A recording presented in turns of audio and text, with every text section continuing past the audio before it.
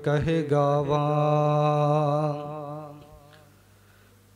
तू साहिब गुणी निधाना, तुम्हारी महिमा बरन न सकां। तू ठाकुर ऊच भगवाना, तुम्हारी महिमा बरन न सकां। तू ठाकुर ऊच भगवाना।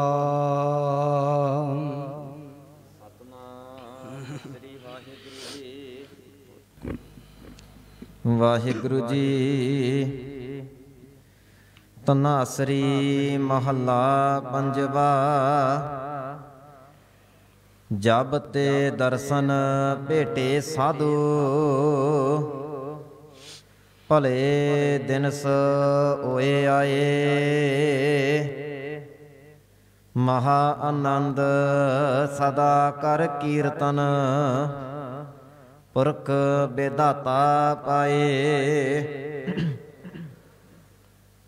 जब ते दर्शन भेटे साधु, भले दिनस होए आए।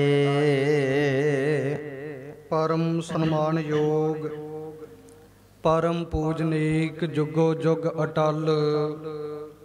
छतर चवर तख दे मालक, गुरता गद्दी दे ਸਿੰਘਾਸਨਾਂ ते विराजमान। दसां सतगुरां दी जागदी प्रतख जोत, जुगो जुग अटल। धन गुरु ग्रंथ ਸਾਹਿਬ सच्चे पातशाह महाराज जीआं दी पावन ਅਤੇ ਪਵਿੱਤਰ ਹਜ਼ੂਰੀ ਅੰਦਰ ਸ਼ਹੀਦਾਂ ਦੇ ਪਾਵਨ ਪਵਿੱਤਰ ਮਹਾਨ ਅਸਥਾਨ ਤੇ ਹਾਜ਼ਰੀਆਂ ਭਰ ਕੇ ਕਲਯੁਗ ਦੇ ਭਿਆਨਕ ਸਮੇਂ ਅੰਦਰ ਸਤਿਗੁਰਾਂ ਦੀ ਸਤ ਸੰਗਤ ਪ੍ਰਾਪਤ ਕਰ ਰਹੀ ਗੁਰੂ ਕਾ ਖਾਸ ਰੂਪ ਗੁਰੂ ਪਿਆਰੀ ਖਾਲਸਾ ਸਾਧ ਸੰਗਤ ਜੀਓ, ਰਸਨਾ ਨੂੰ ਪਵਿੱਤਰ ਕਰੀਏ, ਗੁਰ ਫਤਿਹ ਦੀ ਸਾਂਝ ਪਾਈਏ। ਆਖੋ ਜੀ ਵਾਹਿਗੁਰੂ ਜੀ ਕਾ ਖਾਲਸਾ, ਵਾਹਿਗੁਰੂ ਜੀ ਕੀ ਫਤਿਹ। ਸਤਿਗੁਰੂ ਪਵਿੱਤਰ ਗੁਰਬਾਣੀ ਦੇ ਅੰਦਰ ਫਰਮਾਨ ਕਰਦੇ ਹਨ, ਵਡਭਾਗੀ ਸਤ ਸੰਗਤ ਪਾਵੈ ਹੈ, ਭਾਗਹੀਨ ਭ੍ਰਮ ਚੋਟਾ ਖਾਵੈ ਹੈ। ਬਿਨ ਭਾਗਾ ਸਤ ਸੰਗ ਨਾ ਲੱਭੈ, ਬਿਨ ਸੰਗਤ ਮੈਲ ਭਰੀਜੈ ਜੀਓ। परसों के रोज तो जो धुर की बाणी दे श्री अखंड जाप गुरमुख परिवारां ने आरंभ करवाए, निर्विघ्नता समेत संपूर्ण भोग पए। भोगां तो उपरंत बड़े प्रेम नाल रागी ਸਿੰਘਾਂ ਦੀ रसना तो अमृतमयी गुरबाणी दा रस भिन्ना कीर्तन सरवण कीता है। आओ कुछ समा मनोचित बिरतियां नूं इकागर करते हुए जो सतगुरां ने भोगां तो उपरंत पावन पवित्र मुख वाक बख्शिश कीते सन, एक पावन पवित्र गुर शब्द दे विचार नाल जुड़िए, मनोचित बिरतियां नूं इकागर करो। आखो जी सतनाम श्री वाहिगुरु साहिब जीओ। तनासरी महला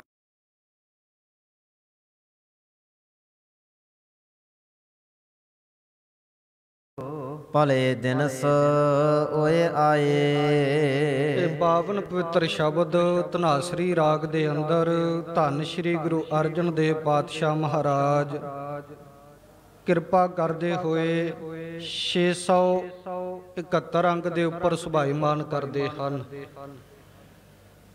इस पवित्र शब्द की पहली तुक विच धन गुरु अर्जन पातशाह महाराज समझाते हैं कि जदों दे एक साधु वो जिहड़ा अजे साधना विच नहीं, साधना नूं संपन्न कर लिया होवे, जिसने एक साधक हुंदा है, एक साधन हुंदा है, एक साधु हुंदा है। साधक दा अर्थ सिख, ਸਾਧਨ ਦਾ ਅਰਥ ਆ ਉਹ ਜਿਸ ਸਾਧਨ ਨਾਲ ਜੁੜਿਆ ਹੈ, ਚਾਹੇ ਉਹ ਗੁਰਬਾਣੀ ਦਾ ਸ਼ਬਦ ਹੈ, ਚਾਹੇ ਉਹ ਸੇਵਾ ਸਿਮਰਨ ਹੈ। ਅਤੇ ਸਾਧਕ ਦਾ ਅਰਥ ਆ ਜੋ ਉਸ ਨੇ ਸਿੱਧ ਕਰ ਲਿਆ, ਪ੍ਰਾਪਤ ਕਰ ਲਿਆ। ਸਾਧੂ ਉਹ ਹੈ ਜਿਹੜਾ ਅਜੇ ਸਾਧਨਾ ਵਿੱਚ ਨਹੀਂ, ਜਿਸ ਦੇ ਸਾਧਨ ਸਾਰੇ ਸੰਪੰਨ ਹੋ ਗਏ ਹੋਣ, ਉਹਨੂੰ ਸਾਧੂ ਕਿਹਾ ਜਾਂਦਾ ਹੈ। ਜਿਹਨੇ ਸਾਧਨ ਕਰਕੇ ਜੋ ਸਿੱਧ ਕਰਨਾ ਸੀ ਉਸ ਨੂੰ ਸਿੱਧ ਕਰ ਲਿਆ, ਉਹ ਸਾਧੂ ਹੈ। ਧੰਨ ਗੁਰੂ ਅਰਜਨ ਪਾਤਸ਼ਾਹ ਇਸ ਪਵਿੱਤਰ ਸ਼ਬਦ ਵਿੱਚ ਇੱਕ ਐਸੇ ਸਾਧੂ ਦੀ ਗੱਲ ਕਰਦੇ ਹੈ ਜਿਸ ਦੇ ਦਰਸ਼ਨ ਕਰਨ ਨਾਲ ਹੀ ਧੰਨ ਗੁਰੂ ਅਰਜਨ ਪਾਤਸ਼ਾਹ ਫਰਮਾਉਂਦੇ ਜੀਵਨ ਵਿੱਚ ਕ੍ਰਾਂਤੀ ਆ ਗਈ ਹੋਵੇ, ਜੀਵਨ ਬਦਲ ਗਿਆ ਹੋਵੇ। ਪਰ ਇਹੋ ਜਿਹਾ ਸਾਧੂ ਹਰੇਕ ਨਗਰ ਵਿੱਚ, ਹਰੇਕ ਕਣ ਵਿੱਚ ਬੈਠਾ ਸਾਨੂੰ ਨਜ਼ਰ ਨਹੀਂ ਆਉਂਦਾ। ਕਿਤੇ ਕੋਈ ਵਿਰਲਾ ਹੀ ਹੈ ਜਿਹੜਾ ਅੰਦਰੋਂ ਵੀ ਤੇ ਬਾਹਰੋਂ ਵੀ ਉਸ ਪਰਮੇਸ਼ਰ ਨਾਲ ਜੁੜਿਆ। ਸ਼ਬਦ ਵਿੱਚ ਇਸ ਗੱਲ ਦਾ ਜ਼ਿਕਰ ਕਰਦੇ ਆ ਕਿ ਸਾਧੂ ਕਿਸ ਤਰੀਕੇ ਨਾਲ ਖੋਜਿਆ ਜਾਂਦਾ ਹੈ। ਉਹ ਆਂਦਾ ਮੈਂ ਸਾਧੂ ਲੱਭਣ ਵਾਸਤੇ ਇੱਕ ਦਿਨ ਨਹੀਂ, 2 ਦਿਨ ਨਹੀਂ, ਕਈ ਸਾਲ ਹੀ ਤੁਰਿਆ ਫਿਰਦਾ ਰਿਹਾ ਵੀ ਕਿਤੇੋਂ ਪੂਰਾ ਸਾਧੂ ਮੈਨੂੰ ਪ੍ਰਾਪਤ ਹੋ ਜਾਵੇ ਜਿਹਦੇ ਦਰਸ਼ਨ ਕਰਕੇ ਮੇਰਾ ਇਹ ਜਨਮ ਸਫਲ ਹੋ ਜੇ।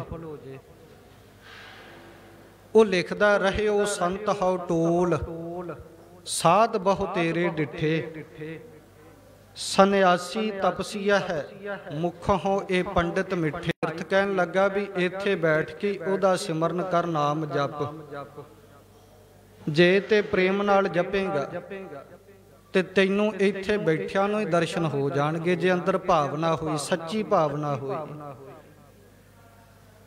ਤਾਂ ਉਹ ਰਾਜਾ ਸ਼ਿਵਨਾਭ ਭਾਈ ਭਗੀਰਥ ਜੀ ਤੋਂ ਉਪਦੇਸ਼ ਲੈ ਕੇ ਬੈਠ ਗਿਆ, ਸਿਮਰਨ ਕਰਨ ਲੱਗ ਪਿਆ। ਧੰਨ ਗੁਰੂ ਨਾਨਕ ਜਪਣਾ ਸ਼ੁਰੂ ਕਰ ਦਿੱਤਾ। ਹੁਣ ਜਦੋਂ ਸ਼ਿਵਨਾਭ ਨਾਮ ਜਪਦਾ ਹੈ ਤੇ ਉੱਥੇ ਬੜੇ ਪਖੰਡੀਆਂ ਨੇ ਆਪਦਾ ਨਾਮ ਧਰਾ ਲਿਆ ਨਾਨਕ। ਇਹ ਜਾਣ ਕੇ ਵੀ ਰਾਜੇ ਨੂੰ ਦਰਸ਼ਨ ਦਈਏ, ਆਪਦੇ ਬਾਰੇ ਦੱਸਾਂਗੇ, ਮੈਂ ਨਾਨਕ ਹਾਂ, ਤੇ ਰਾਜੇ ਕੋਲੋਂ ਧਨ ਪਦਾਰਥ, ਹੀਰੇ ਜਵਾਹਰਾਤ ਉਹ ਇਕੱਠੇ ਕਰਾਂਗੇ।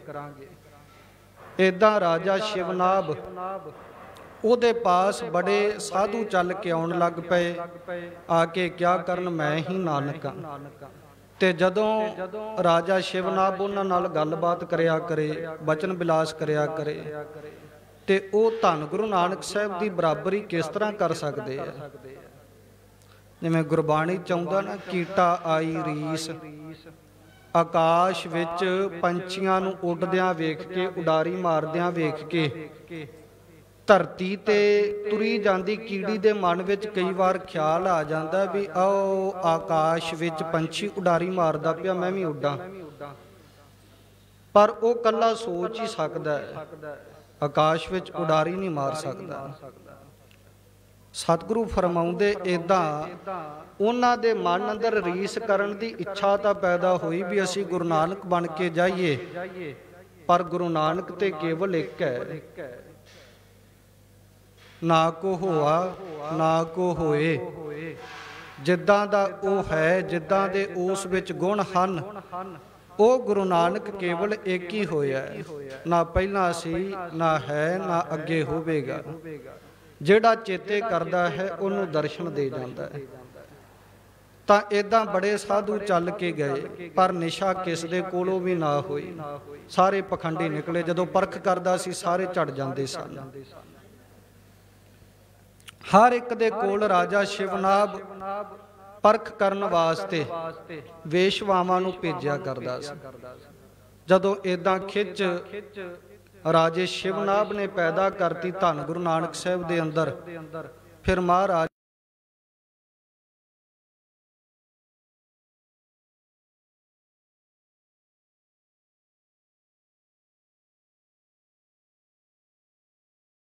ਧੰਨ ਗੁਰੂ ਨਾਨਕ ਪਾਤਸ਼ਾਹ ਨੇ ਫਿਰ ਉਹਨਾਂ ਨੂੰ ਉਪਦੇਸ਼ ਦਿੱਤਾ, ਗਾਸ਼ਹੁ ਪੁੱਤਰੀ ਰਾਜ ਕੁਆਰ।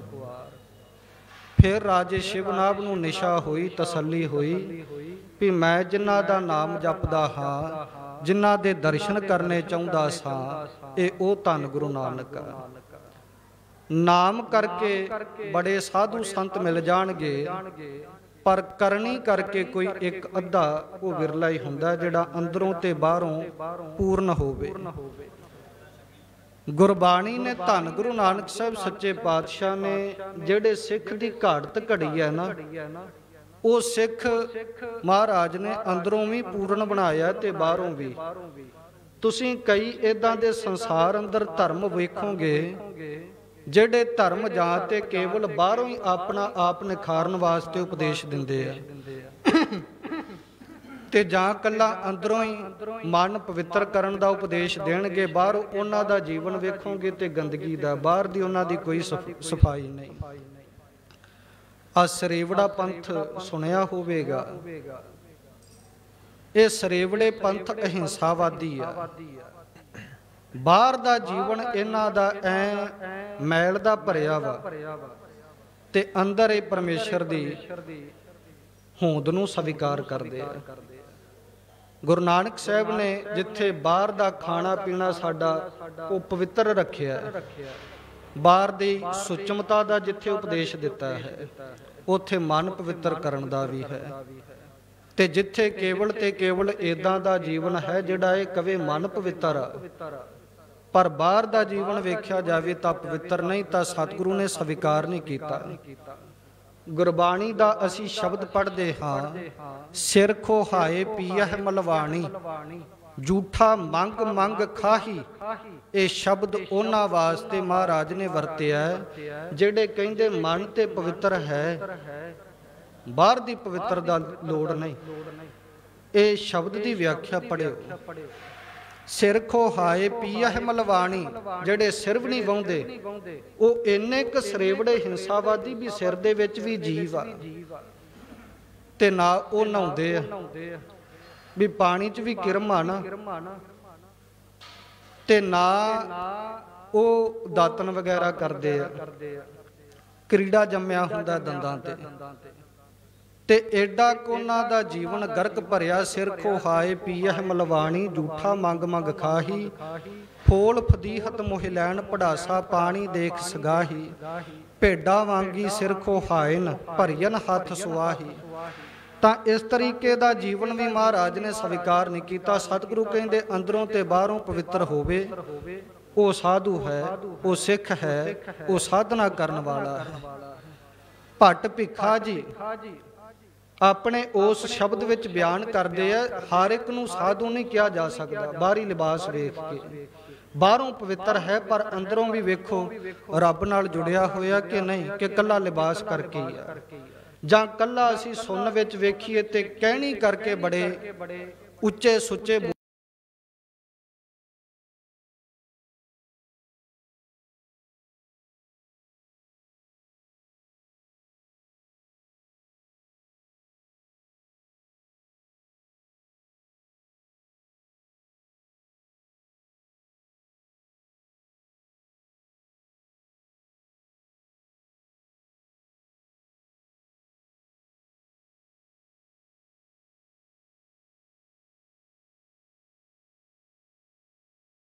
नहीं जा सकता, ते परमात्मा तक पहुंचे हुए साधु नूं भी असीं वंड नहीं सकते। भट्ट भिखा कहंदा मैं कई श्रेणियां दे संतां नूं मिलिया, कई सन्यासी सन, कई जोगी सन, कई बैरागी ते त्यागी सन। सन्यासी तपसिया मुखों हो ए पंडित मिठे, मूँह दे बड़े मिठे सन, अंदर भावें कौड़तन भरी होवे। बरस एक हो फिरियो, एक साल तक फिरदा रहा, किनै ना परचौ लायो, किसे तो मेरी तसल्ली ना हुई। कहते कहती सुनी रहत को खुशी ना आयो। क्यों? क्योंकि वो कहण विच ते हर कोई पूरा सी। जिवें गुरबाणी च असीं पढ़दे ना, सब को पूरा आपे होवै, घट ना कोई आखै। जां असीं पढ़दे घाट ना किन्हीं कहाया, सब कहते है पाया। जिहदे कोल जाओगे कोई नहीं आखूगा मैं घट। हर कोई कहंदा मैं परमात्मा पा लिया ते मैं पहुंचिया होया पूरा। ਪਰ ਭੱਟ ਭਿੱਖਾ ਜੀ ਕਹਿੰਦੇ ਕਹਿਣ ਦੇ ਵਿੱਚ ਸਾਰੇ ਪੂਰੇ ਸੀ, ਕਰਨੀ ਕਰਕੇ ਕੋਈ ਪੂਰਾ ਨਹੀਂ। कहते कहती सुनी रहत को खुशी ना आयो। क्यों? क्योंकि हर नाम छोड़ दूजे लगे, तिन के गुण हो क्या कहा। वो एक नाम नूं छड्ड के दूजे तीजे पदार्थां दे विच जुड़े सी। मन दी बिरती इत्थे तक सी, जां परिवार विच सी, जां धन दौलत विच सी, जां लोभ विच सी, जां विकारां विच सी। परमात्मा दी सुरती बिरती वाला कोई नहीं मिलिया। ਉਹਨਾਂ ਦੇ ਮੈਂ ਗੁਣ ਅਤੇ ਔਗਣ ਤੁਹਾਡੇ ਤਾਈਂ ਕੀ ਦੱਸਾਂ। ਹਰ ਨਾਮ ਛੋੜ ਦੂਜੇ ਲੱਗੇ, ਤਿੰਨ ਕੇ ਗੁਣ ਹੋ ਕਿਆ ਕਹਾਂ। ਹਰ ਗੁਰ ਦਈਏ ਮਿਲਾਇਆ ਭਿਖਿਆ, ਜਿਵ ਤੂੰ ਰੱਖੈ ਤਿਵ ਰਹੋ। ਫਿਰ ਅਖੀਰ ਜਾ ਕੇ ਕਹਿੰਦੇ ਧੰਨ ਗੁਰੂ ਰਾਮਦਾਸ ਪਾਤਸ਼ਾਹ ਵਰਗਾ, ਧੰਨ ਗੁਰੂ ਨਾਨਕ ਸਾਹਿਬ ਵਰਗਾ ਕਿਤੇ ਜਾ ਕੇ ਗੁਰੂ ਪ੍ਰਾਪਤ ਹੋਇਆ, ਜਿਹਦੇ ਜੀਵਨ ਵਿੱਚ ਦਰਸ਼ਨ ਕਰਨ ਦੇ ਨਾਲ ਜੀਵਨ ਬਦਲ ਗਿਆ। ਦੇਖਣਾ ਤੇ ਇਹ ਹੈ, ਸਾਧੂ ਉਹ ਹੈ ਜਿਹਦੇ ਦਰਸ਼ਨ ਕੀਤਿਆਂ ਤੁਹਾਡਾ ਜੀਵਨ ਬਦਲ ਜਾਵੇ, ਮਰਨ ਦੀ ਸੁਗੰਧੀ ਆਵੇ। ਸਤਿਗੁਰੂ ਗੁਰਬਾਣੀ ਵਿੱਚ ਫਰਮਾਉਂਦੇ ਹਨ, ਆਵੇ ਸਾਹਿਬ ਚਿੱਤ ਤੇਰਿਆਂ ਭਗਤਾਂ ਡਿਠਿਆਂ।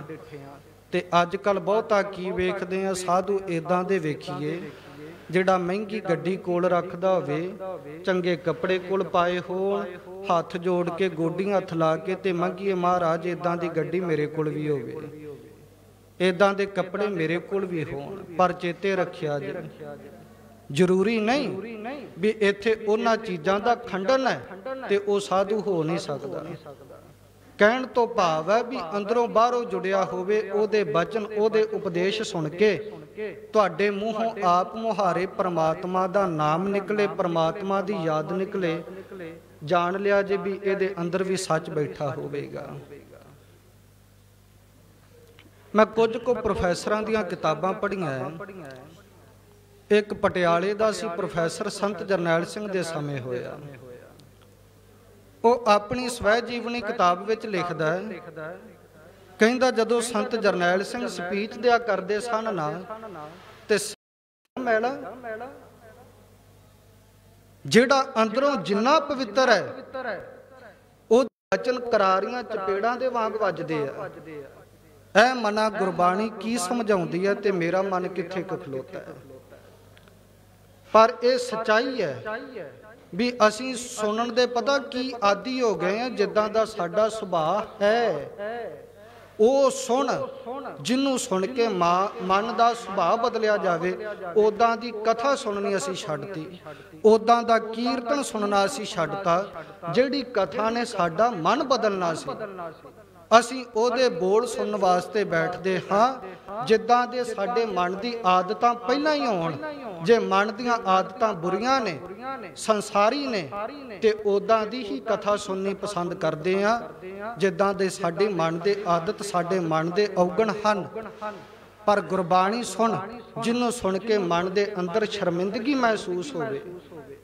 ਜੇ ਅਸੀਂ ਕੋਈ ਬੁਰੇ ਕਰਮ ਕਰਦੇ ਹਾਂ ਤੇ ਸਤਿਗੁਰੂ ਗੁਰਬਾਣੀ ਦਾ ਇਹ ਸ਼ਬਦ ਉਚਾਰਨ, ਨਿੰਦਾ ਭਲੀ ਕਿਸੈ ਕੀ ਨਾਹੀ ਮਨਮੁਖ ਮੁਗਧ ਕਰਨ, ਤੇ ਇਹ ਸ਼ਬਦ ਸਾਡੇ ਹਿਰਦੇ ਦੇ ਅੰਦਰ, ਸਾਡੇ ਮਨ ਅੰਦਰ ਤੀਰ ਦੇ ਵਾਂਗੂ ਜਾ ਕੇ ਵੱਜਣ। ਕਬੀਰ ਸਤਿਗੁਰ ਸੂਰਮੇ ਬਾਹਿਆ ਬਾਣ ਜੋ ਏਕ, ਲਾਗਤ ਹੀ ਭੋਏ ਗਿਰ ਪਰਿਆ, ਪਰਾ ਕਰੇ ਜੇ ਸ਼ੇਕ। ਫਿਰ ਤੇ ਫਾਇਦਾ ਵੀ ਅਸੰਗਤ ਚ ਬੈਠਿਆਂ ਦਾ।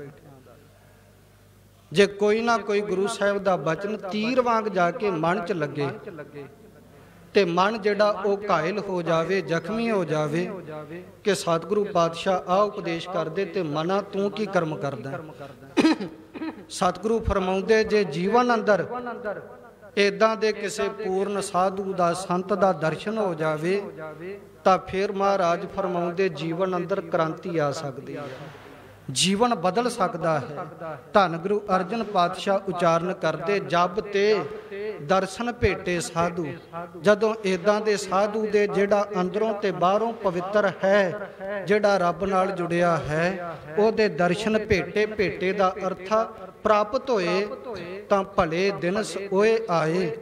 ਉਹਦੇ ਦਰਸ਼ਨ ਕਰਨ ਤੋਂ ਬਾਅਦ ਜੀਵਨ ਦੇ ਅੰਦਰ ਬੜੇ ਚੰਗੇ ਦਿਨ ਆ ਗਏ, ਬੁਰੇ ਕਰਮ ਛੁੱਟ ਗਏ, ਚੰਗੇ ਕਰਮ ਕਰਨ ਲੱਗ ਪਏ। ਸੰਸਾਰ ਅੰਦਰ ਜੀਵਨ ਵਿੱਚ ਮਹਾ ਆਨੰਦ ਸਦਾ ਕਰ ਕੀਰਤਨ ਪੁਰਖ ਬੇਦਾਤਾ ਪਾਏ। ਕੀ ਕ੍ਰਾਂਤੀ ਆਈ ਜੀਵਨ ਵਿੱਚ?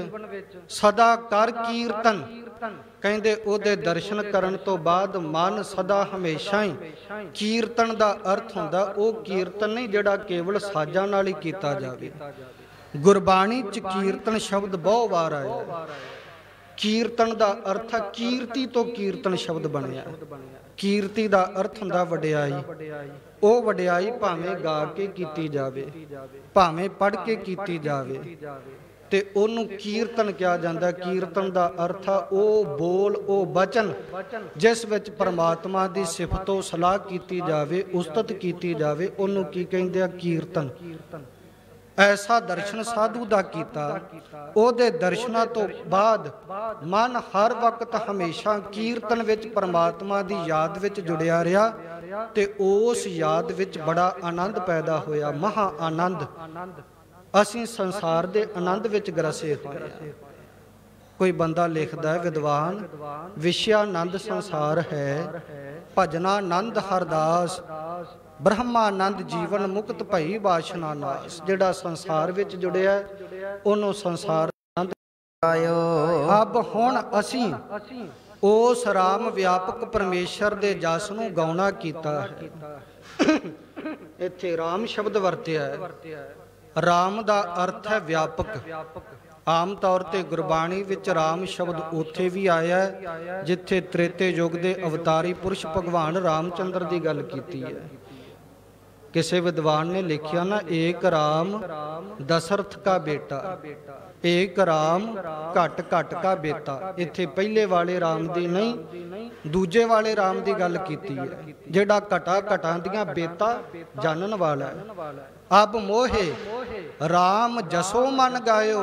ਅਬ ਹੁਣ ਹਮੋ ਅਸੀਂ ਮਨ ਦੇ ਵਿੱਚ ਉਸ ਘਟ ਘਟ ਵਿੱਚ ਵਿਆਪਕ ਅਕਾਲ ਪੁਰਖ ਵਾਹਿਗੁਰੂ ਰਾਮ ਦੇ ਗੁਣਾਂ ਨੂੰ ਗਾਉਣਾ ਕੀਤਾ ਹੈ। ਭਇਓ ਪ੍ਰਗਾਸ ਸਦਾ ਸੁਖ ਮਨ ਮਹਿ ਸਤਿਗੁਰ ਪੂਰਾ ਪਾਇਓ। ਤੇ ਉਹ ਜਸ ਗਾਉਂਦਿਆਂ ਗਾਉਂਦਿਆਂ ਕੀ ਹੋਇਆ? ਭਇਓ ਪ੍ਰਗਾਸ। ਮਨ ਦੇ ਅੰਦਰ ਪ੍ਰਗਾਸ, ਗਿਆਨ ਦਾ ਪ੍ਰਗਾਸ਼ ਹੋ ਗਿਆ। ਗਿਆਨ ਅੰਜਨ ਗੁਰ ਦੀਆ, ਅਗਿਆਨ ਅੰਧੇਰ ਵਿਨਾਸ਼। ਹਰ ਕਿਰਪਾ ਤੇ ਸੰਤ ਭੇਟਿਆ, ਨਾਨਕ ਮਨ ਪ੍ਰਗਾਸ। ਉਹ ਰਾਮ ਦਾ ਜਸ ਕਥਨ ਕਰਦਿਆਂ ਕਰਦਿਆਂ ਮਨ ਅੰਦਰ ਪਰਮੇਸ਼ਰ ਦੇ ਗਿਆਨ ਦਾ ਪ੍ਰਗਾਸ਼ ਹੋਇਆ ਤੇ ਉਸ ਗਿਆਨ ਦੇ ਕਰਕੇ ਨਾਲ ਕੀ ਆ ਗਿਆ? ਸੁਖ। ਚੇਤੇ ਰੱਖਿਓ, ਜਦੋਂ ਸੂਰਜ ਚੜ੍ਹਦਾ ਹੈ ਨਾ, ਸੂਰਜ ਚੜ੍ਹਨ ਦੇ ਨਾਲ ਚਾਨਣ ਆਪਣੇ ਆਪ ਹੋ ਜਾਂਦਾ ਤੇ ਹਨੇਰਾ ਖਤਮ ਹੋ ਜਾਂਦਾ।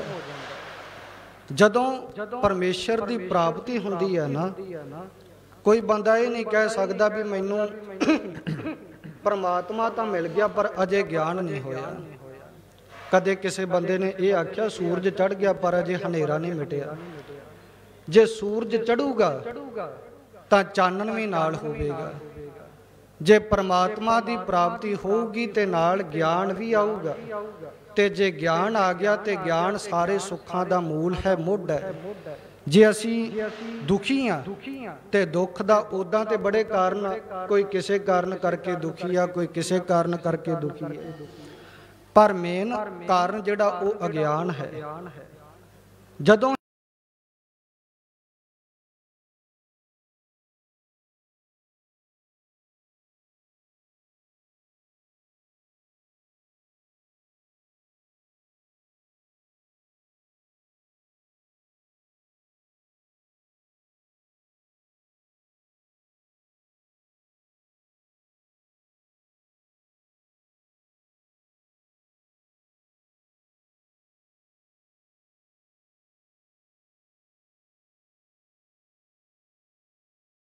ਵਸ ਜਾਵੇ ਤਾਂ ਸਾਰੇ ਦੁੱਖ, ਭਰਮ, ਭਉ, ਡਰ ਇਹ ਨਸ ਜਾਂਦੇ ਆ, ਖਤਮ ਹੋ ਜਾਂਦੇ ਹਨ। ਭਈ ਪ੍ਰਾਪਤ ਵਸਤ ਅਗੋਚਰ RAM ਨਾਮ ਰੰਗ ਲਾਗਾ। ਤੇ ਜਿਹੜੀ ਅਗੋਚਰ ਇੰਦਰੇ ਆਦਿਕਾਂ ਦਾ ਵਿਸ਼ਾ ਹੈ, ਜਿਹੜੀ ਮਨ ਬੁੱਧੀ ਕਰਕੇ ਪਕੜ ਵਿੱਚ ਆਉਣ ਵਾਲੀ ਨਹੀਂ, ਉਹਨੂੰ ਕੀ ਕਹਿੰਦੇ? ਅਗੋਚਰ। ਜਿਹੜੀਆਂ ਪ੍ਰਤੱਖ ਅੱਖਾਂ ਦੇ ਨਾਲ ਨਾ ਦਿਸੇ, ਸਾਡੀਆਂ ਚੰਮਦੀਆਂ ਅੱਖਾਂ ਨਾਲ ਪ੍ਰਮਾਤਮਾ ਦਿਸਣ ਵਾਲਾ ਨਹੀਂ ਹੈ। ਨਾਨਕ ਸੇ ਅਖੜੀਆਂ ਬਿਆਨ ਜਿਨੀ ਦਿਸੰਦੋ ਮਾ ਪਿਰੀ, ਜਿਨ੍ਹਾਂ ਨਾਲ ਉਹ ਪਿਰੀ ਪ੍ਰਮਾਤਮਾ ਦੇ ਦਰਸ਼ਨ ਹੁੰਦੇ ਆ। ਉਹ ਬਾਹਰੀ ਚੰਮਦੀਆਂ ਅੱਖਾਂ ਨਹੀਂ, ਉਹ ਮਨ ਬੁੱਧੀ ਰੂਪ ਨੇਤਰ ਆ, ਉਹ ਗਿਆਨ ਦੇ ਨੇਤਰ ਹੈ, ਜਿਨ੍ਹਾਂ ਨਾਲ ਪ੍ਰਮਾਤਮਾ ਦੇ ਦਰਸ਼ਨ ਕੀਤੇ ਜਾਂਦੇ ਹਨ। ਤੇ ਉਸ ਅਗੋਚਰ ਅਕਾਲ ਪੁਰਖ ਵਾਹਿਗੁਰੂ ਦੀ ਪ੍ਰਾਪਤੀ ਹੋ ਜਾਂਦੀ ਹੈ। ਰਾਮ ਨਾਮ ਰੰਗ ਲਾਗਾ, ਤੇ ਪਰਮੇਸ਼ਰ ਦੇ ਨਾਮ ਦਾ ਰੰਗ ਪ੍ਰੇਮ ਉਹ ਇਸ ਜੀਵ ਨੂੰ ਲੱਗ ਜਾਂਦਾ ਹੈ। ਚਿੰਤ ਅਚਿੰਤਾ ਸੋਚ ਅਸੋਚਾ, ਸੋਗ ਲੋਭ ਮੋਹ ਥਾਕਾ। ਫਿਰ ਜਿਹੜਾ ਸਾਡਾ ਮਨ ਚਿੰਤਾ ਦੇ ਵਿੱਚ, ਚਿੰਤਾ ਦੇ ਵਹਿਣ ਵਿੱਚ ਵਹਿੰਦਾ ਰਹਿੰਦਾ, ਸੋਚਾਂ ਦੇ ਵਿੱਚ ਸੋਚਦਾ ਰਹਿੰਦਾ ਕੁਝ ਨਾ ਕੁਝ, ਜਾਂ ਕਦੇ ਸੋਗ ਦੇ ਵਿੱਚ ਚਲਿਆ ਜਾਂਦਾ, ਕਦੇ ਲੋਭ ਦੇ ਵਿੱਚ ਚਲਿਆ ਜਾਂਦਾ। ਜਿੱਦਾਂ ਜਿੱਦਾਂ ਦੀ ਮਨ ਸੰਗਤ ਕਰਦਾ ਹੈ, ਉਦਾਂ ਉਦਾਂ ਦਾ ਮਨ ਦਾ ਸੁਭਾਅ ਬਣ ਜਾਂਦਾ ਹੈ। ਤੇ ਜਦੋਂ ਪ੍ਰਮਾਤਮਾ ਦੀ ਪ੍ਰਾਪਤੀ ਹੋਈ ਤਾਂ ਇਹ ਜਿਹੜਾ ਮਨ ਹੈ, ਫਿਰ ਇਹਨਾਂ ਸਾਰੇ ਪਦਾਰਥਾਂ ਵੱਲੋਂ ਮਹਾਰਾਜ ਫਰਮਾਉਂਦੇ ਥਾਕਾ ਦਾ ਅਰਥ ਥੱਕ ਜਾਂਦਾ ਹੈ। ਮਨ ਦੇ ਵਿੱਚੋਂ ਚਿੰਤਾ ਮਿਟ ਜਾਂਦੀਆਂ ਨੇ, ਅਚਿੰਤਾਵਾਂ ਮਿਟ ਜਾਂਦੀਆਂ ਨੇ, ਸੋਚ ਚੰਗੀ ਸੋਚ ਮਿਟ ਜਾਂਦੀ, ਅਸੋਚ ਮਾੜੇ ਫੁਰਨੇ ਮਿਟ ਜਾਂਦੇ ਆ। ਮਨ ਵਿੱਚੋਂ ਸੋਗ ਮਿਟ ਜਾਂਦਾ ਹੈ, ਮਨ ਵਿੱਚੋਂ ਪਦਾਰਥਾਂ ਦਾ ਲੋਭ ਮਿਟ ਜਾਂਦਾ ਹੈ, ਮਨ ਵਿੱਚੋਂ ਪਦਾਰਥਾਂ ਦਾ ਮੋਹ, ਪਰਿਵਾਰ ਦਾ ਮੋਹ, ਇਸ ਪਾਸਿਓਂ ਮਨ ਜਿਹੜਾ ਹੈ ਉਹ ਫਿਰ ਥੱਕ ਜਾਂਦਾ ਹੈ। ਹਉ ਮੈਂ ਰੋਗ ਮਿਟੇ ਕਿਰਪਾ ਤੇ, ਜਮ ਤੇ ਭਏ ਬੇਬਾਕਾ। ਤੇ ਫਿਰ ਇਹਦੇ ਨਾਲ ਨਾਲ ਹਉਮੈ ਦਾ ਜਿਹੜਾ ਸਭ ਤੋਂ ਵੱਡਾ ਰੋਗ ਹੈ, ਜਿਹਨੂੰ ਗੁਰਬਾਣੀ ਨੇ ਇਉਂ ਲਿਖਿਆ, ਹਉਮੈ ਦੀਰਘ ਰੋਗ ਹੈ। ਹਉਮੈ ਜਿਹੜੀ ਹੈ ਇਹ ਸਭ ਤੋਂ ਵੱਡਾ ਰੋਗ ਹੈ। ਕਿਉਂ? ਕਿਉਂਕਿ ਆਮ ਤੌਰ ਤੇ ਇੱਕ ਬੀਜ ਹੋਵੇ ਨਾ, ਤਾਂ ਇੱਕ ਬੀਜ ਦੇ ਵਿੱਚੋਂ ਕੇਵਲ ਇੱਕ ਵਸਤੂ ਦੀ ਪੈਦਾਇਸ਼ ਹੁੰਦੀ ਹੈ। ਜੇ ਕਿੱਕਰ ਦਾ ਬੀਜ ਬੀਜੋਗੇ ਤੇ ਉੱਥੋਂ ਫਿਰ ਕਿੱਕਰ ਹੀ ਉੱਗੂਗੀ, ਜੇ ਕਣਕ ਦਾ ਬੀਜ ਬੀਜਿਆ ਤੇ ਕਣਕ ਹੀ ਉੱਗੂਗੀ। ਪਰ ਇਹ ਹਉਮੈ ਇਹ ਇਦਾਂ ਦਾ ਰੋਗ ਹੈ, ਇਹਦਾ ਪਤਾ ਹੀ ਕੋਈ ਨਹੀਂ ਇਹਨੇ ਕਿੱਥੋਂ ਪੈਦਾ ਹੋ ਜਾਣਾ, ਕਿੱਥੋਂ ਜਨਮ ਲੈ ਲੈਣਾ। ਜੇ ਉੱਚੀ ਕੁਲ 'ਚ ਜਨਮ ਲੈ ਲਿਆ ਤੇ ਇਹ ਹੰਕਾਰ ਉੱਥੋਂ ਵੀ ਜਨਮ ਲੈ ਲੈਂਦਾ, ਮੈਂ ਉੱਚੀ ਕੁਲ ਦਾ ਹਾਂ। ਜੇ ਬਹੁਤਾ ਪੜ੍ਹ ਲਿਖ ਗਿਆ ਤੇ ਫਿਰ ਉਹ ਜ਼ਿਆਦਾ ਪੜ੍ਹਨ ਕਰਕੇ ਉਹਦਾ ਹੰਕਾਰ ਮਨ ਅੰਦਰ ਪੈਦਾ ਹੋ ਜਾਂਦਾ, ਮੈਂ ਤੇ ਬੜਾ ਤਕੜਾ ਪੜ੍ਹਿਆ ਲਿਖਿਆ ਵਿਦਵਾਨ ਹਾਂ। ਹਮ ਵੱਡ ਕਬ ਕੁਲੀਨ, ਹਮ ਪੰਡਿਤ, ਹਮ ਜੋਗੀ ਸੰਨਿਆਸੀ, ਗਿਆਨੀ ਗੁਣੀ ਸੂਰ ਹਮ ਦਾਤੇ, ਇਹ ਬੁੱਧ ਕਬ ਹੈ ਨਾ ਨਾਸੀ। ਹੰਕਾਰ ਦੇ ਅਨੇਕਾਂ ਹੀ ਬੀਜ ਆ, ਇਹਦਾ ਪਤਾ ਹੀ ਕੋਈ ਨਹੀਂ ਇੱਥੇ ਇਹਨੇ ਕਿੱਥੋਂ ਜਨਮ ਲੈ ਲੈਣਾ। ਉਦਾਂ ਤੇ ਸੇਵਾ ਸਿਮਰਨ ਕਰੀ ਦੀ ਇਸ ਕਰਕੇ ਪ੍ਰਮਾਤਮਾ ਦੀ ਪ੍ਰਾਪਤੀ ਹੋਵੇ, ਪਰ ਕਈ ਵਾਰ ਜਪਜੀ ਸਾਹਿਬ ਦੇ ਪਾਠ ਪੜ੍ਹਦਿਆਂ ਹਉਮੈ ਆ ਜਾਂਦੀ। ਮੇਰੇ ਵਰਗਾ ਹੋਰ ਕਿਹੜਾ ਸਿੱਖ ਹੋਊਗਾ ਜਿਹੜਾ ਰੋਜ਼ਾਨਾ ਸੁਖਮਨੀ ਸਾਹਿਬ ਦੇ ਪਾਠ ਕਰਦਾ ਹੋਣਾ ਜਾਂ ਜਪਜੀ ਸਾਹਿਬ ਪੜ੍ਹਦਾ ਹੋਣਾ। 2-4 ਘੰਟੇ ਡੇਲੀ ਸੇਵਾ ਕਰੀ ਜਾਈਏ ਕਿਸੇ ਗੁਰੂ ਘਰ ਦੇ ਵਿੱਚ ਤੇ ਹਉਮੈ ਉੱਥੋਂ ਵੀ ਜਨਮ ਲੈ ਲੈਂਦੀ ਹੈ। ਹਾਲਾਂਕਿ ਸੇਵਾ ਅਤੇ ਸਿਮਰਨ ਹੰਕਾਰ ਨੂੰ ਖਤਮ ਕਰਦੀ, ਜਨਮ ਨਹੀਂ ਦਿੰਦੀ, ਪਰ ਸਤਿਗੁਰੂ ਨੇ ਪਹਿਲਾਂ ਹੀ ਸੁਚੇਤ ਕਰ ਦਿੱਤਾ, ਇਹਦੇ ਤੋਂ ਬਚ ਕੇ ਰਹੀ, ਇਹਦਾ ਪਤਾ ਕੋਈ ਨਹੀਂ ਇਹਨੇ ਕਿੱਥੋਂ ਜਨਮ ਲੈ ਲੈਣਾ। ਜੇ ਸੇਵਾ ਜ਼ਿਆਦੀ ਹੋ ਗਈ ਤੇ ਫਿਰ ਇਹਦਾ ਮਾਣ ਨਾਲ ਹੀ ਚੁੱਕੀ ਫਿਰਨਾ ਜਿੱਥੇ ਜਾਣਾ। ਭਾਵੇਂ ਕਿਸੇ ਨੇ ਪੁੱਛਿਆ ਭਾਵੇਂ ਨਹੀਂ ਪੁੱਛਿਆ, ਪਰ ਦੱਸੇ ਤੋਂ ਬਿਨਾਂ ਅਸੀਂ ਰਹਿ ਨਹੀਂ ਸਕਦੇ। ਮੈਂ ਅੱਜ ਆਹ ਪਾਠ ਕੀਤਾ, ਮੈਂ ਇੰਨੇ ਕਰ ਲਏ, ਮੈਂ ਇੰਨੀ ਸੇਵਾ ਕਰਦਾ ਹਾਂ, ਉਹ ਇੱਕ ਮਾਣ ਹੰਕਾਰ ਸੇਵਾ ਦਾ ਹੀ ਹੋ ਜਾਂਦਾ ਹੈ। ਉਹ ਫਿਰ ਕਿਸੇ ਵਿਦਵਾਨ ਨੇ ਲਿਖਿਆ ਹੈ ਵੀ ਜਿਹੜੀ ਦਵਾਈ ਇਸ ਕਰਕੇ ਖਾਂਦੇ ਸਾਂ ਵੀ ਅੰਦਰੋਂ ਰੋਗ ਖਤਮ ਹੋ ਜਾਵੇ, ਤੇ ਜੇ ਉਹੋ ਹੀ ਦਵਾਈ ਅੰਦਰ ਜਾ ਕੇ ਰੋਗ ਪੈਦਾ ਕਰਨ ਲੱਗ ਪਵੇ, ਫਿਰ ਕਿਹੜੇ ਡਾਕਟਰ ਕੋਲ ਜਾਣਾ ਹੈ, ਫਿਰ ਕਿਹੜੀ ਦਵਾਈ ਖਾਵੇਂਗਾ। ਜਿਹੜੀ ਦਵਾਈ ਨੇ ਰੋਗ ਕੱਟਣਾ ਸੀ ਉਹ ਖੁਦ ਹੀ ਰੋਗ ਬਣ ਗਈ ਹੈ।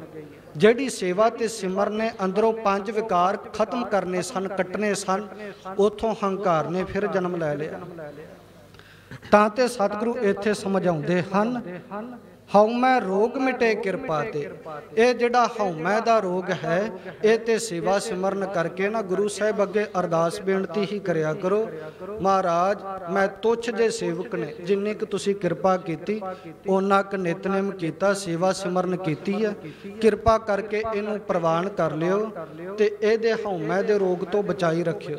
ਮਹਾਰਾਜ ਕਹਿੰਦੇ ਇੱਕੋ ਇੱਕ ਉਪਚਾਰ ਹੈ, ਉਹਦੀ ਕਿਰਪਾ ਤੋਂ ਬਿਨਾਂ ਇਹ ਹਉਮੈ ਦਾ ਰੋਗ ਮਿਟ ਨਹੀਂ ਸਕਦਾ। ਇਸ ਕਰਕੇ ਸਤਿਗੁਰੂ ਕਹਿੰਦੇ ਉਹਦੀ ਕਿਰਪਾ ਮੰਗ, ਜਮ ਤੇ ਭੈ ਬਿਬਾਕਾ।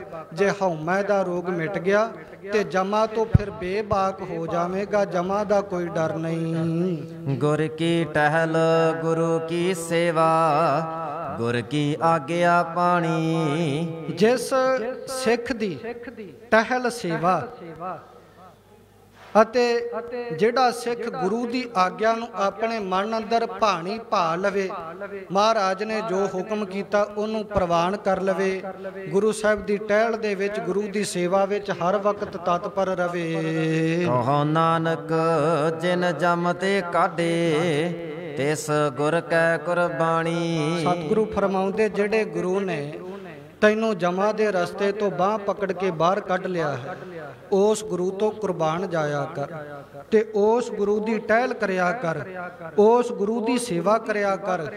ਉਸ ਗੁਰੂ ਦੀ ਬਾਣੀ ਦਾ ਅਰਥਾ ਹੁਕਮ, ਉਹਦੇ ਹੁਕਮ ਉਹਦੀ ਆਗਿਆ ਵਿੱਚ ਰਿਹਾ ਕਰ, ਸਾਰਾ ਕੁਝ ਉੱਥੋਂ ਹੀ ਪ੍ਰਾਪਤ ਹੁੰਦਾ ਹੈ। ਨਵਾਬ ਕਪੂਰ ਸਿੰਘ ਇੱਕ ਬੜੀ ਤਕੜੀ ਹਸਤੀ ਹੋਈ ਹੈ ਸਿੱਖ ਕੌਮ ਦੇ ਅੰਦਰ।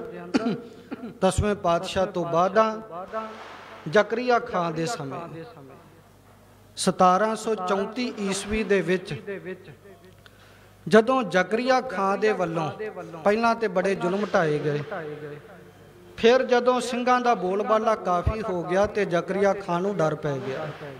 ਇਹਨੇ ਝੁਕਣਾ ਚਾਹਿਆ ਕਿ ਸਿੱਖਾਂ ਨੂੰ ਖੁਸ਼ ਕੀਤਾ ਜਾਵੇ। ਫਿਰ ਤੁਹਾਨੂੰ ਪਤਾ ਹੋਵੇ ਵੀ ਉਸ ਸਮੇਂ ਜ਼ਕਰੀਆ ਖਾਂ ਨੇ ਨਵਾਬੀ ਦੀ ਪੇਸ਼ਕਸ਼ ਕੀਤੀ ਸੀ ਤੇ ਨਵਾਬੀ ਦਾ ਇਹਨੇ ਸੁਨੇਹਾ ਭਾਈ ਸ਼ਬੇਗ ਸਿੰਘ ਦੇ ਹੱਥ 1734 ਈਸਵੀ ਦੇ ਵਿੱਚ ਸਿੱਖਾਂ ਦੇ ਦਰਬਾਰ ਅੰਦਰ ਭੇਜਿਆ। ਉਦੋਂ ਭਾਈ ਕਪੂਰ ਸਿੰਘ ਅਜੇ ਨਵਾਬ ਨਹੀਂ ਸਨ।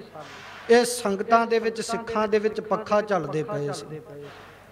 ਜਦੋਂ ਭਾਈ ਸ਼ਬੇਗ ਸਿੰਘ ਪਹੁੰਚਿਆ ਕਿ ਜ਼ਕਰੀਆ ਖਾਨ ਨੇ ਲਾਹੌਰ ਦਰਬਾਰ ਨੇ ਸਿੱਖਾਂ ਨੂੰ ਇੱਕ ਪੇਸ਼ਕਸ਼ ਕੀਤੀ ਆ ਨਵਾਬੀ ਦੀ, ਤੇ ਸਾਰੇ ਸਿੱਖ ਕਹਿਣ ਲੱਗੇ ਵੀ ਅਸੀਂ ਨਵਾਬੀ ਨਹੀਂ ਲੈਣੀ, ਕਿਉਂਕਿ ਨਵਾਬੀ ਜਿਹੜੀ ਆ ਉਹ ਬਾਦਸ਼ਾਹ ਦੇ ਅਧੀਨ ਆ ਤੇ ਕਲਗੀਧਰ ਪਾਤਸ਼ਾਹ ਮਹਾਰਾਜ ਦਾ ਸਾਨੂੰ ਬਚਨ ਆ ਵੀ ਤੁਹਾਨੂੰ ਪਾਤਸ਼ਾਹ ਬਣਾਉਣਾ ਤੇ ਅਸੀਂ ਨਵਾਬੀ ਤੇ ਡੁੱਲ ਜਾਈਏ। ਤੇ ਉਹ ਭਾਈ ਸ਼ਬੇਗ ਸਿੰਘ ਨੇ ਫਿਰ ਸਮਝਾਇਆ, ਕਹਿਣ ਲੱਗਾ ਵੀ ਪਹਿਲਾਂ ਨਵਾਬੀ ਪ੍ਰਾਪਤ ਕਰਾਂਗੇ, ਹੌਲੀ ਹੌਲੀ ਪਾਤਸ਼ਾਹ ਵੀ ਬਣ ਜਾਾਂਗੇ, ਨਾਲੇ ਆਪਾਂ ਕਿਹੜਾ ਮੰਗ ਕੇ ਲਈਏ ਨਵਾਬੀ। ਇਹ ਤੇ ਉਹਨਾਂ ਨੇ ਪ੍ਰਸੰਨ ਹੋ ਕੇ ਸਿੱਖਾਂ ਨੂੰ ਆਪ ਬਖਸ਼ੀ। ਜਿਹੜੀ ਚੀਜ਼ ਆਪਣੇ ਆਪ ਆਵੇ ਉਹਨੂੰ ਠੁਕਰਾਉਣਾ ਨਹੀਂ ਚਾਹੀਦਾ, ਗ੍ਰਹਿਣ ਕਰ ਲਓ। ਉਹ ਫਿਰ ਸਾਡੇ ਵਾਂਗ ਲੜੇ ਨਹੀਂ ਵੀ ਕੁਰਸੀ ਮੈਨੂੰ ਦੇ ਦਿਓ, ਮੈਨੂੰ ਦੇ ਦਿਓ। ਉਹਨਾਂ ਫਿਰ ਵੇਖਿਆ, ਕਹਿਣ ਲੱਗੇ ਨਵਾਬੀ ਕਿਹਨੂੰ ਦਈਏ? ਕਹਿੰਦੇ ਕਿਸੇ ਸੇਵਾਦਾਰ ਨੂੰ ਦੇਣੀ ਚਾਹੀਦੀ ਹੈ। ਤਾਂ ਉੱਥੇ ਭਾਈ ਨਵਾਬ ਸਿੰਘ ਸੰਗਤਾਂ ਦੇ ਵਿੱਚ ਪੱਖੇ ਦੀ ਸੇਵਾ ਕਰਦੇ ਪਏ ਸਨ, ਪੱਖਾ ਝੱਲਦੇ ਪਏ ਸਨ। ਉਹ ਸਾਰੇ ਸਿੱਖਾਂ ਨੇ ਗੁਰਮਤਾ ਕਰਕੇ ਤੇ ਉਹ ਨਵਾਬ ਕਪੂਰ ਸਿੰਘ ਦੇ ਵੱਲ ਉਂਗਲ ਕਰ ਦਿੱਤੀ, ਇਸ਼ਾਰਾ ਕਰ ਦਿੱਤਾ ਵੀ ਇਹ ਨਵਾਬੀ ਇਹਨਾਂ ਨੂੰ ਦੇ ਦਿੱਤੀ ਜਾਵੇ। ਤਾਂ ਉਹ ਸੇਵਾ ਕਰਦੇ ਨਵਾਬ ਕਪੂਰ ਸਿੰਘ ਨੂੰ ਉਸ ਸਮੇਂ 1734 ਈਸਵੀ ਦੇ ਵਿੱਚ ਪਹਿਲਾਂ ਨਵਾਬ ਹੋਣ ਦਾ ਮਾਣ ਜਿਹੜਾ ਸੀ ਉਹ ਸਿੱਖ ਪੰਥ ਦੇ ਅੰਦਰ ਪ੍ਰਾਪਤ ਹੋਇਆ। ਤੇ ਜਥੇਦਾਰ ਨਵਾਬ ਕਪੂਰ ਸਿੰਘ ਉਹ ਹਸਤੀ ਸਨ ਜਿਨ੍ਹਾਂ ਤੋਂ ਅੰਮ੍ਰਿਤ ਛਕਣਾ ਉਸ ਸਮੇਂ ਵਿੱਚ ਬੜਾ ਭਾਗਾਂ ਦੀ ਗੱਲ ਮੰਨਿਆ ਜਾਂਦਾ ਸੀ। ਤਰਨਾ ਦਲ ਅਤੇ ਬੁੱਢਾ ਦਲ ਇਹ ਵੀ ਨਵਾਬ ਕਪੂਰ ਸਿੰਘ ਨੇ ਬਣਾਏ। ਸਾਰੇ ਦਲ ਉਹਨਾਂ ਦਾ ਸਤਿਕਾਰ ਕਰਦੇ ਸੀ, ਉਹਨਾਂ ਨੂੰ ਆਪਣਾ ਆਗੂ ਮੰਨਦੇ ਸਨ, ਉਹਨਾਂ ਤੋਂ ਅੰਮ੍ਰਿਤ ਛਕਣਾ ਬੜੇ ਫਕਰ ਦੀ ਗੱਲ ਮੰਨਦੇ ਸਨ ਨਵਾਬ ਕਪੂਰ ਸਿੰਘ ਤੋਂ। ਇਦਾਂ ਦੀ ਸ਼ਖਸੀਅਤ ਹੋਏ ਆ। ਤਾਂ ਸਤਿਗੁਰੂ ਫਰਮਾਉਂਦੇ ਆ ਉਹ ਭਾ ਗਿਆ ਸਿੱਖਾਂ ਨੂੰ। ਕਿਉਂ? ਕਿਉਂਕਿ ਉਹਦੇ ਕੋਲ ਟਹਿਲ ਸੀ, ਸੰਗਤਾਂ ਦੇ ਵਿੱਚ ਸੇਵਾ ਕਰਦੇ ਪਏ ਸਨ, ਪੱਖਾ ਝੱਲਦੇ ਪਏ ਸਨ। ਕਦੇ ਮਨ 'ਚ ਫੁਰਨਾ ਕੀਤਾ ਸੀ?